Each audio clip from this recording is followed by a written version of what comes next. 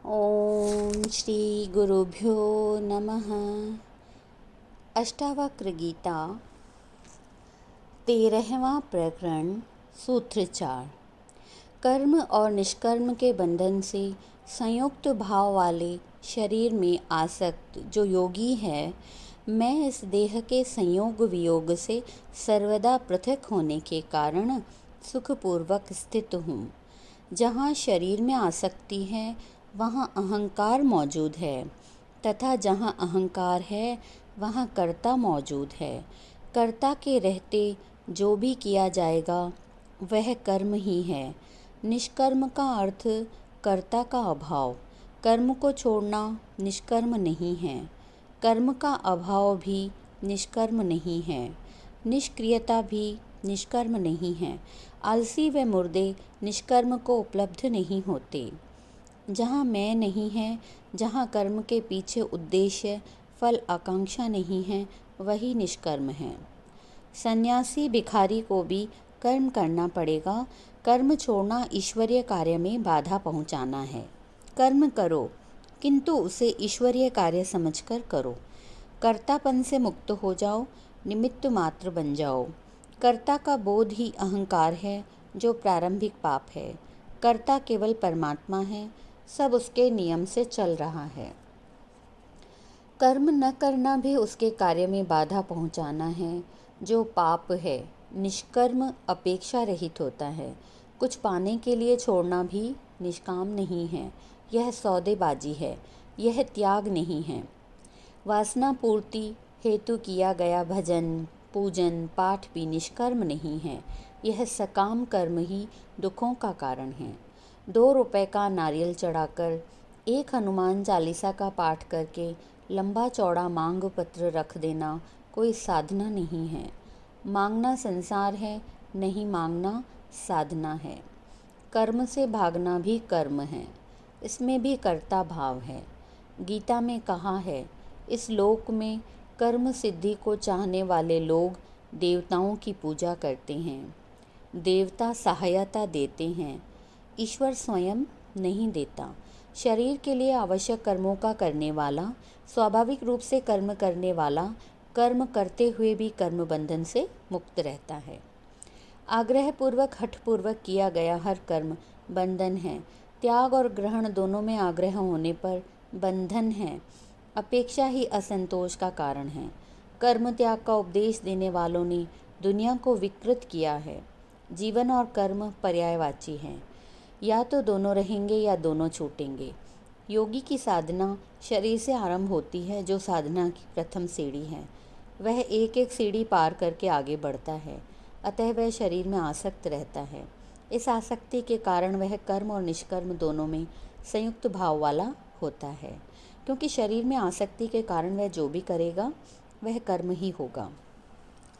निष्कर्म की साधना भी शरीर में आसक्त होकर ही करेगा, अतः वह दोनों भावों का होने से दोनों ही उसके लिए बंधन स्वरूप हैं। किंतु जनक कहते हैं कि मैं इस देह के संयोग और वियोग दोनों से पृथक चैतन्य आत्मा में स्थित हूँ, इसलिए मैं सुखपूर्वक स्थित हूँ। अब कर्म निष्कर्म आदि मेरे बंधन नहीं हैं, क्योंकि मेरा इसमें न कोई आग्रह है न अपेक्षा।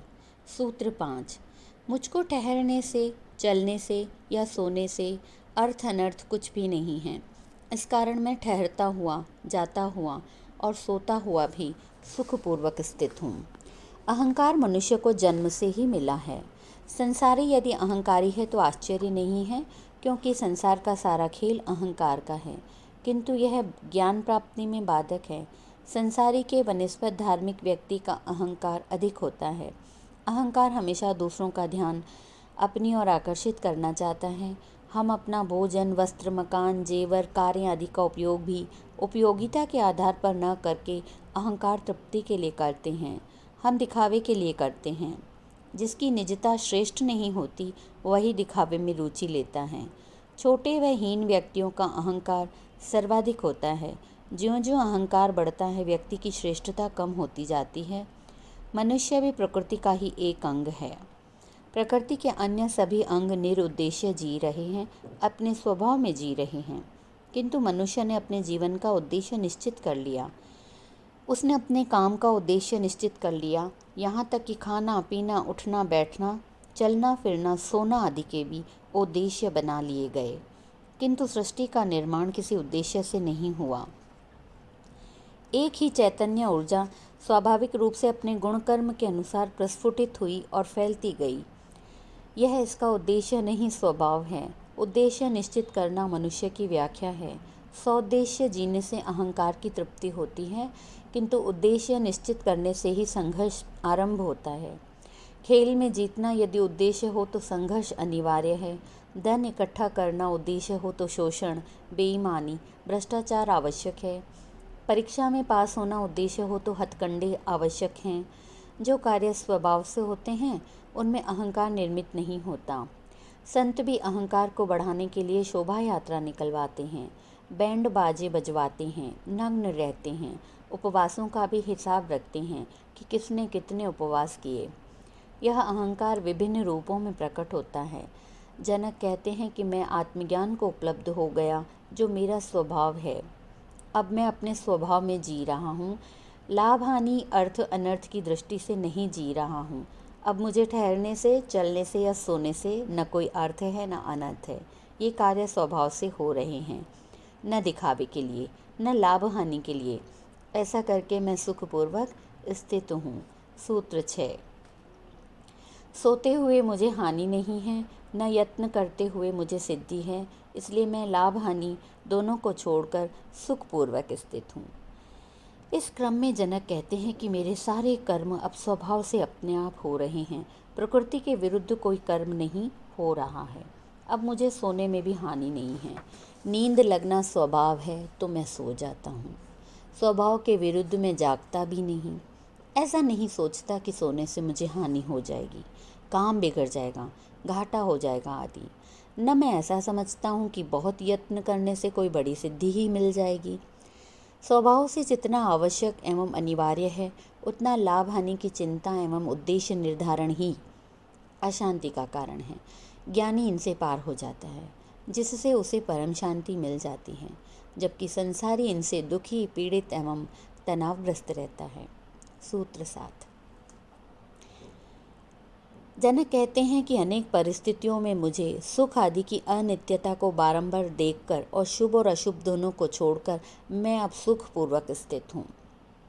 अज्ञानी संसार में दुख ही देखता है, उसे संसार में दुख ही दुख दिखाई देते हैं, सुख कहीं दिखाई नहीं देते। वह दुखों को बढ़ाकर और सुखों को घटाकर देखने का आदी होता है, इसलिए वह सारी सृष्टि, समाज और भगवान तक को दोष देता है। दुखों की निवृत्ति और सुख प्राप्ति हेतु वह अनेक प्रकार के शुभ अशुभ कर्म करता है। दूसरों को दुख पहुंचाकर भी स्वयं सुख प्राप्त करना चाहता है।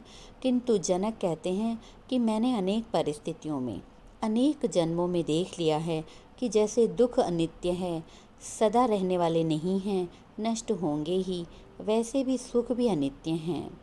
वे भी शाश्वत नहीं हैं, वे भी नष्ट होंगे। यह सृष्टि का नियम है। मैं आत्मा आनंद को उपलब्ध हो गया, इसलिए अब मैं इन शुभ और अशुभ दोनों प्रकार के कर्मों के पार केवल अपने स्वभाव में सुखपूर्वक स्थित हूँ। अज्ञानी इन द्वंद्वों में, इन झगड़ों में पड़कर परेशान, चिंतित व दुखी रहते हैं। ज्ञानी इनसे पार हो जाने से सदा आत्मा आनंद में स्थित हुआ सुखपूर्वक जीता है। यह अवस्था ही मोक्ष और निर्माण की अवस्था है। इति अष्टावक्र गीतायां त्रयोदश प्रकरणं समाप्तम। 14वां प्रकरण। साक्षी पुरुष के जान लेने पर मुक्ति की चिंता नहीं होती। सूत्र 1। राजा जनक कहते हैं, जो स्वभाव से ही शून्य चित्त है, पर प्रमाद से विषयों की भावना करता है और सोता हुआ भी जागने के समान है, वह पुरुष संसार से मुक्त है। 12वें और 13वें प्रकरण में राजा जनक अनुभूति का वर्णन करते हैं कि आत्मा को जान लेने मात्र से सिद्धि नहीं है, बल्कि उसे उपलब्ध कर लेना ही सिद्धि है। यही परम पुरुषार्थ है। उपलब्धि के बाद भी चित्त की चंचलता को पूर्ण रूपेण शांत करने के लिए उसमें निरंतर स्थित रहना आवश्यक है, जिससे अनेक जन्मों के संस्कार स्वरूप वासना के बीज को पूर्णतः नष्ट किया जा सके। जब यह बीज ही नष्ट हो जाता है तभी उसे कैवल्य पद प्राप्त होता है। ऐसा व्यक्ति सर्वत्र ही उस अद्वय आत्मा को देखता है। यही आत्मज्ञान की उच्च स्थिति है। इस प्रकरण में जनक मुक्ति का वर्णन करते हैं, जो आत्मज्ञान के बाद की स्थिति है। आत्मज्ञानी में भी यदि कामना और वासना संबंधी थोड़ा सा भी बीज विद्यमान रह गया तो वह फिर समय पाकर प्रस्फुटित हो सकता है। इस बीज का नाश ही मुक्ति है। राजा जनक कहते हैं कि आत्मस्वरूप को उपलब्ध हुआ ज्ञानी स्वभाव से शून्य चित्त वाला होता है। उसके चित्त से समस्त कामना, वासना एवं संस्कार जनित तरंगे शांत होकर चित्त की चंचलता नष्ट हो चुकी है। अब उसमें संकल्प विकल्प के विक्षेप नहीं है। ऐसी स्थिति को उपलब्ध हुआ ज्ञानी सदैव जागृत रहता है। सोते समय केवल शरीर का थोड़ा सा भाग ही सोता है। शरीर की सारी क्रियाएं यथावत चलती रहती हैं। नींद में श्वास, रक्त प्रवाह, स्नायु संस्थान, मन आदि अपना अपना कार्य करते रहते हैं। ये सोते ही नहीं, केवल मस्तिष्क का थोड़ा सा भाग ही सोता है, थोड़ा विश्राम लेता है, किंतु चेतना कभी नहीं सोती। वह नींद में भी जागृत रहती है। सोना चेतना का स्वभाव ही नहीं है। इसलिए जनक कहते हैं कि मैं आत्मस्वरूप हूँ, अतः सोता हुआ प्रतीत होते हुए भी नित्य जागृत हूँ। शरीर सोता है, आत्मा कभी नहीं सोती। इस प्रकार आत्मा में स्थित हुआ योगी संसार से मुक्त है। ऐसा पुरुष यदि संसारी विषयों की भावना करता है तो वह वासना एवं आसक्ति से युक्त न होकर प्रमादवश ही करता है। आत्मज्ञानी के क्रियमाण कर्म तो बंद हो जाते हैं, क्योंकि वह करता नहीं रहता, इसलिए उसके कर्म संचित नहीं होते, और संचित कर्म भी आत्मज्ञान से नष्ट हो जाते हैं, क्योंकि कर्मों का संबंध तो मन से है। वह मन नहीं रहने पर कर्मों का भी क्षय हो जाता है।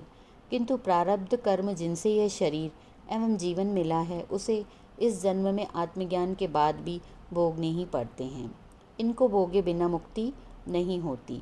इसलिए आत्मज्ञानी भी शेष प्रारब्ध कर्मों को भोगना भी अनिवार्य है, तभी मुक्ति होती है।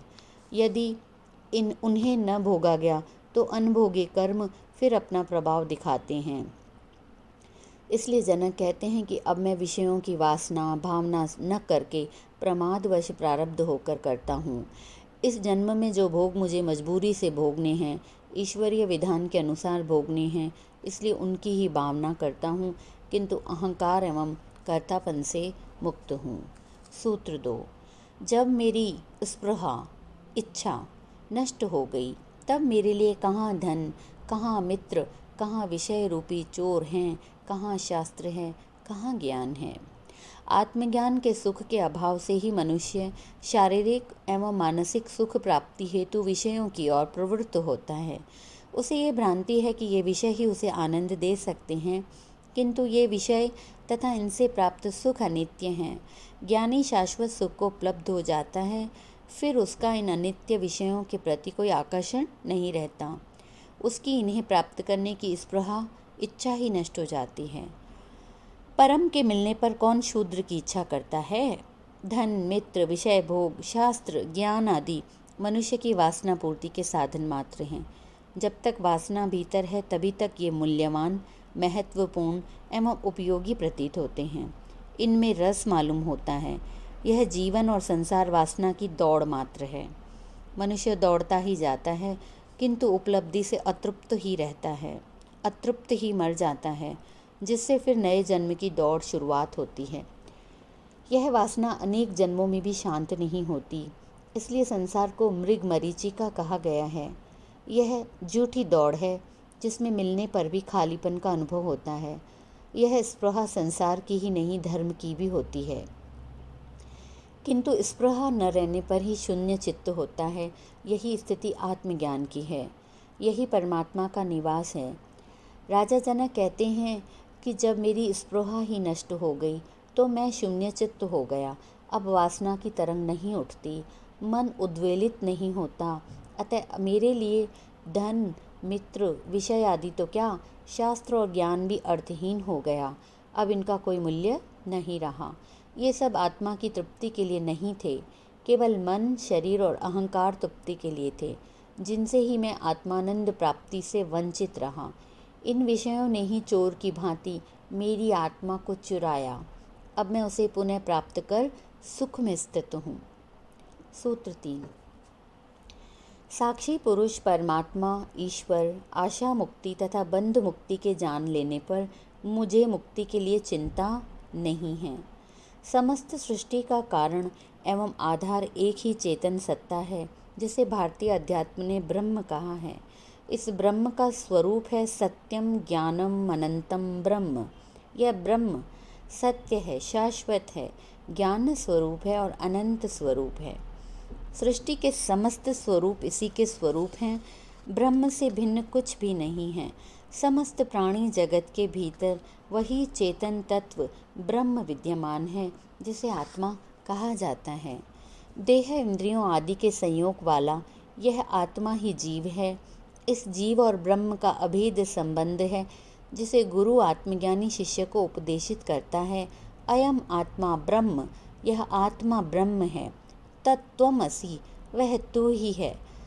वह अर्थात ईश्वर या ब्रह्म, तू अर्थात जीव या आत्मा, असि है। ये महावाक्य हैं जो जीव और ब्रह्म की अभेदता का बोध कराते हैं। शिष्य को इनका बोध हो जाने पर वह कहता है, अहम ब्रह्मास्मि, मैं ब्रह्म हूँ। ब्रह्म सर्वज्ञ है एवं जीव एक देशीय एवं अल्पज्ञ है। इस अल्पज्ञ स्वरूप में जो चेतन तत्व आत्मा है, वही ईश्वर है। दोनों का अभेद संबंध केवल चेतन में होता है। इस अभेदता को जिसने जान लिया वही मुक्त है। उसे मुक्ति की न साधना करनी पड़ती है, न उसकी चिंता ही। इसलिए जनक कहते हैं कि शरीर स्थित देह इंद्रियों आदि का साक्षी पुरुष यह जीव ही आत्मा है। जिसने इस साक्षी पुरुष आत्मा को जान लिया, उसने इस परमात्मा यानी परमात्मा को जान लिया, उसने ईश्वर को जान लिया। आत्मा अल्पज्ञ है एवं परमात्मा सर्वज्ञ है। उसी को परमात्मा यानी आत्माओं में श्रेष्ठ कहा गया है। ऐश्वर्य के कारण उसे ईश्वर कहा गया है। अतः इस साक्षी पुरुष आत्मा एवं परमात्मा और ईश्वर में अभेद संबंध है। जिसने इस अभेद संबंध को जान लिया, तो उसे आशाओं से मुक्ति एवं बंधनों से मुक्ति की भी चिंता नहीं रहती। जनक को ऐसा अभेद संबंध ज्ञान हो जाने से ही वे कहते हैं कि इस साक्षी पुरुष परमात्मा ईश्वर के अभेद संबंध को जान लेने से मैं आशा रहित एवं बंध मुक्त हो गया हूँ। इसलिए अब मुझे मुक्ति की भी चिंता नहीं है। मुक्त तो मैं था ही, बंधन का जो भ्रम था वह मिट गया है, जिससे मैं शांत होकर स्थित हूँ। इस सूत्र का सार है कि आत्मा एवं परमात्मा के अभेद का ज्ञान, यही ज्ञान की परम स्थिति है। जो दोनों में भेद देखते हैं, परमात्मा को आत्मा से भिन्न समझते हैं, वे द्वैतवादी धर्म हैं। जो आत्मा आत्मा में भी भिन्नता देखते हैं, वे आत्मा के नाम से जीव की ही व्याख्या कर रहे हैं। उन्हें चेतन आत्मा का ज्ञान नहीं हुआ है। जनक कहते हैं यह अद्वैत का अनुभव ही ज्ञान की अंतिम अनुभूति है। सूत्र 4। जो भीतर विकल्प से शून्य है और बाहर भ्रांत हुए पुरुष की भांति स्वच्छंदचारी हैं, ऐसे पुरुष की भिन्न भिन्न दशाओं को वैसी ही दशा वाले पुरुष जानते हैं। आत्मज्ञानी पुरुष स्वच्छंदचारी होता है। उसे सद असद, मिथ्या भ्रांति, नित्य अनित्य, क्षणिक शाश्वत आदि का ज्ञान हो जाता है। इसलिए वह सर्व बंधनों से मुक्त होकर स्वच्छंद आचरण करता है। वह किसी के प्रतिबंध को नहीं मानता है, बल्कि स्वविवेक में जीता है, स्वाभाविक होकर जीता है। उसके आचरण सदा निर्दोष होते हैं। वह बालवत हो जाता है। करने व न करने का आग्रह ही छूट जाता है। उसकी समस्त ग्रंथियां खुल जाती हैं, निर्ग्रंथ हो जाता है। वह समस्त कामनाओं, वासनाओं, इच्छाओं के पार हो जाता है। उसका अंतःकरण संकल्प विकल्प से शून्य हो जाता है। वह विचार शून्य हो जाता है। निर्णय एवं चुनाव रहित हो जाता है। केवल मात्र साक्षी रह जाता है, दृष्टा मात्र। किंतु बाहर से अन्य व्यक्तियों की ही भांति दिखाई देता है तथा वैसा ही आचरण भी करता है। उसका खाना पीना, कपड़े पहनना, उठना बैठना, बात करना आदि समस्त क्रियाएं सामान्य व्यक्ति की ही भांति चलती रहती हैं। वह सामाजिक और शासन के नियमों का भी पालन करता है, सड़क पर चलते हुए सड़क के नियमों का भी पालन करता है, व्यवहारिकता शिष्टाचार भी निभाता है। वह समाज में नग्न होकर नहीं घूमता, अभद्र व्यवहार नहीं करता, हंसी मजाक भी कर लेता है, अर्थात उसका बाहरी व्यवहार सामान्य व्यक्ति की ही भांति चलता रहता है। उसे अपने ज्ञान का अहंकार भी नहीं होता।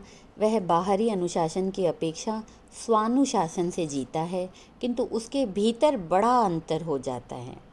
इस भीतर को जानने का कोई उपाय नहीं है। इसे वही जान सकता है जो इस स्थिति तक पहुंचा है। अज्ञानी उसे नहीं जान पाते, वे उसे सामान्य जन ही समझते हैं। सामान्य जन मनुष्य की परीक्षा उसके शरीर की बनावट, उसके कपड़े पहनने के ढंग एवं उसके आचरण से ही करते हैं। ये तीनों मनुष्य को जानने की कसौटी नहीं हो सकते। बहुरूपीय और पाखंडी भी ऐसे अनेकों मुखौटे लगाकर भिन्न भिन्न आचरण कर सकते हैं। है कुछ और किंतु कुछ दिखाई देने के लिए भिन्न भिन्न प्रकार के नाटक करते हैं। भीतर जहर बड़ा है, बाहर अमृतमय वाणी बोलते हैं। भीतर कुटिलता है, बाहर सहिष्णुता का उपदेश देते हैं। भीतर हिंसा भरी है, बाहर अहिंसा की तख्ती लगाए घूमते हैं। भीतर से पूरे चारवाकी हैं, बाहर अद्वैत की बातें करते हैं। इसलिए बाह्य आचरण मनुष्य की कसौटी नहीं हो सकता। अज्ञानी ही बाह्य आचरण के अनुसार मनुष्य की परख करता है, ज्ञानी नहीं।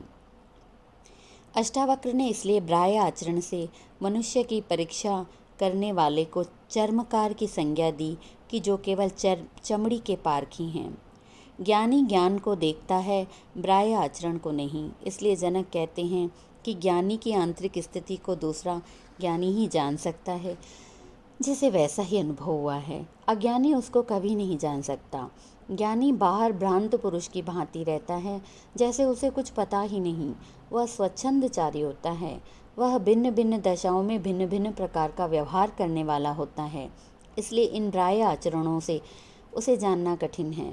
कृष्ण को जानना इसलिए कठिन हो गया कि वे माखन भी चुराते हैं, रास भी रचाते हैं, वह गीता का उपदेश भी देते हैं। ये सब बाह्य आचरण हैं, जिनको पकड़कर व्यक्ति का निर्णय करने वाला हमेशा चूक जाएगा। आचरण बदलने से ज्ञान नहीं होता। आचरण ज्ञान की छाया है। भीतर शुद्ध होने पर आचरण अपने आप ठीक हो जाएगा, करना नहीं पड़ेगा। आचरण को ठीक करना सामाजिक उपयोगिता है, सामाजिक आवश्यकता है, किंतु इससे आत्मज्ञान नहीं होता। इति श्री अष्टावक्र गीतायाम चतुर्दश प्रकरणम समाप्तम। 15वां प्रकरण। यह तत्वबोध भोग की अभिलाषा रखने वालों के लिए त्यक्त है। सत्व बुद्धि वाला पुरुष थोड़े से उपदेश से ही कृतार्थ होता है। असत बुद्धि वाला पुरुष आजीवन जिज्ञासा करके उसमें मोह को ही प्राप्त होता है। राजा जनक को अष्टावक्र आत्मज्ञान की पुष्टि हेतु फिर से उपदेश करते हुए कहते हैं कि सत्व बुद्धि वाले पुरुष का अंतःकरण शुद्ध होता है, इसलिए थोड़े से उपदेश से ही उसे आत्मज्ञान हो जाता है, किंतु वासना युक्त राग द्वेष, अहंकार, लोभ, मोह, घृणा आदि से भरे चित्त को निर्मल करने में काफ़ी समय लगता है। अनेक जन्म भी लग जाते हैं।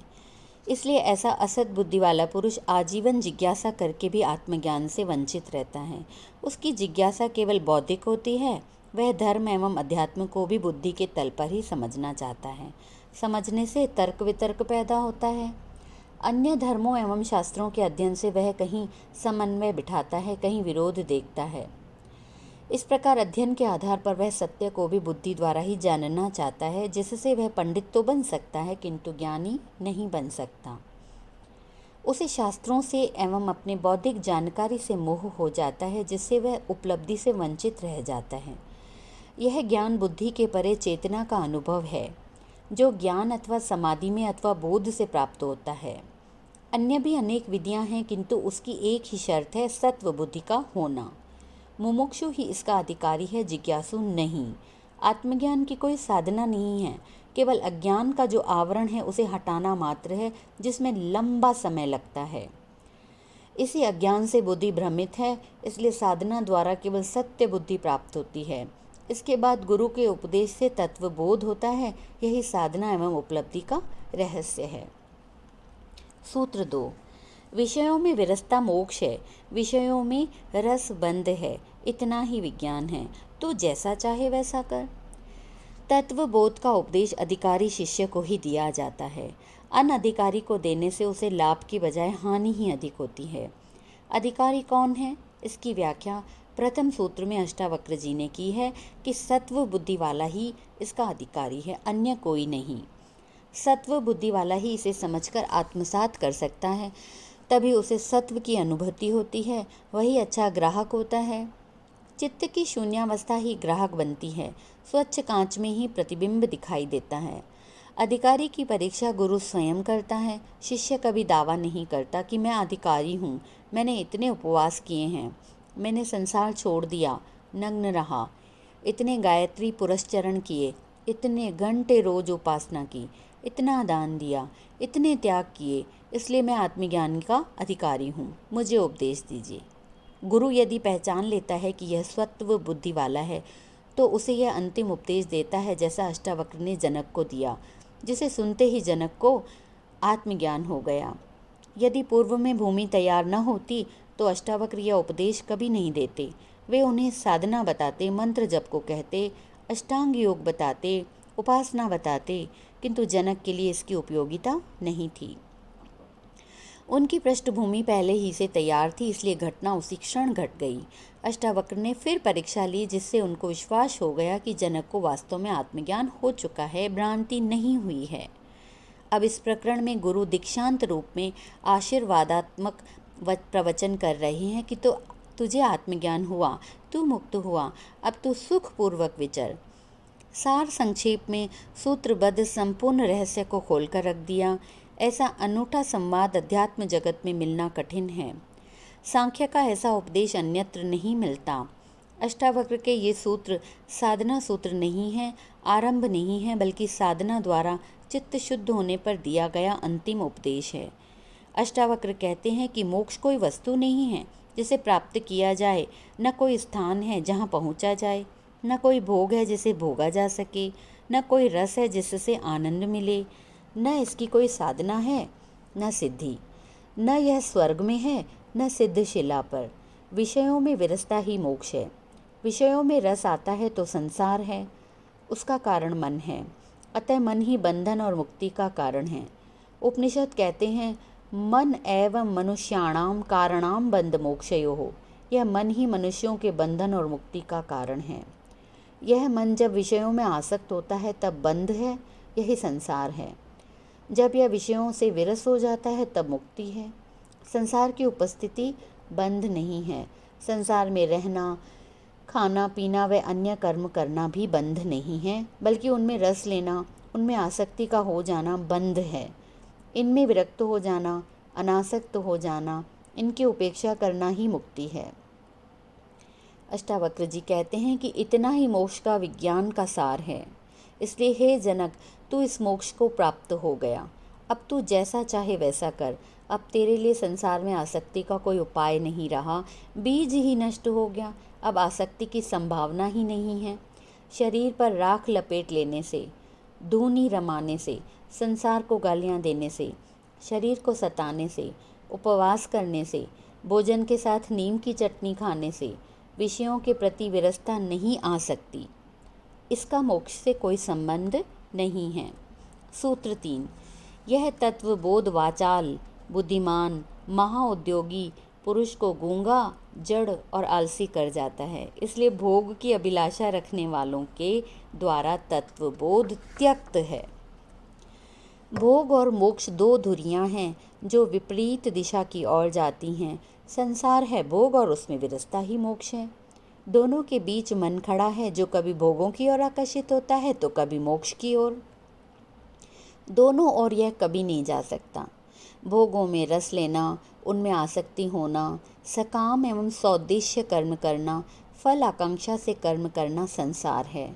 इसलिए जिसे भोगों में रुचि है, विषयों में रस आता है, उसके लिए यह तत्वबोध जो मुक्ति के लिए ही है त्यक्त है, क्योंकि मुक्ति में मिलता कुछ नहीं है, छूटता सब कुछ है। अनावश्यक सब छूट जाता है। संसार में फिर इसका रस नहीं रहता, इसलिए उसका मन फिर विषय भोगों की ओर भागेगा, जिससे उसका पतन होगा। ऐसा व्यक्ति फिर न घर का रहता है न घाट का, वह पाखंडी पथभ्रष्ट हो जाएगा। भोग की इच्छा रखने वाला वाचाल होगा, बुद्धिमान होगा, महान उद्योगी होगा, कर्मठ होगा, तभी तो यह भोग सकता है। किंतु आत्मज्ञान होने पर वह गूंगा हो जाता है, बोलने का रस ही समाप्त हो जाता है। वह कर्म के प्रति उदासीन हो जाता है, जड़ एवं आलसी जैसा हो जाता है, जिससे उसे और बेचैनी होती है। मन का सारा प्रवाह, उसकी सारी शक्ति चेतना की ओर हो जाने से संसार छूट जाता है।